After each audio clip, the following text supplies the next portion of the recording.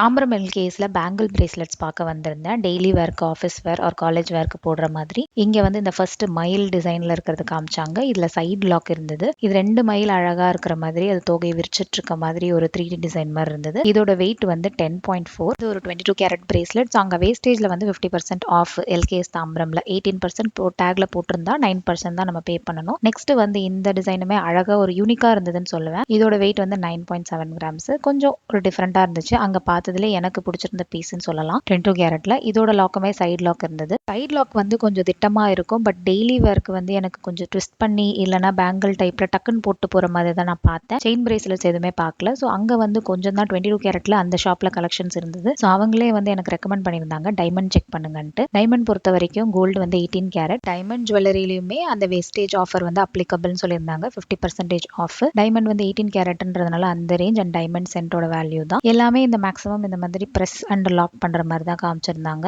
இது எல்லாத்துலயுமே வந்து அந்த லீஃப் டிசைன், பெட்டல் டிசைன் அந்த மாதிரி இருந்தது. எல்லாத்தோட வெயிட் ரேஞ்சுமே 4 கிராம்ஸ்க்குள்ள தான் இருந்தது. 4 ஆர் 5 கிராம்ஸ் தான் மேக்ஸ். அதுக்கு மேல இல்ல. ஸோ இந்த டிசைன்ஸ்ல வந்து இந்த ஸ்கொயர் டிசைன் தான் எனக்கு கொஞ்சம் பிடிச்சிருந்தது. இதோட வேல்யூ வந்து 3.7 அண்ட் டோட்டல் வேல்யூ வந்து 60K அந்த மாதிரி இருந்தது. ஸோ இந்த டிசைன்ஸ்லாம் பார்த்தேன். நெக்ஸ்ட் இந்த ப்ளூ ஸ்டோன் வச்சிருந்த மாதிரி இருந்தது. இந்த மாதிரி டிசைன்ஸ் எல்லாமே இதுக்கு பிஃபோர் கேரட் லைன்லயும் பார்த்திருந்தேன். இதுக்கு பிஃபோர் நான் அந்த வீடியோ தான் அப்லோட் பண்ணிருப்பேன். அதுல நான் நிறைய டிசைன்ஸ் கவர் பண்ணிருப்பேன். நிறைய டைப் ஆஃப் பிரேஸ்லெட்ஸ்.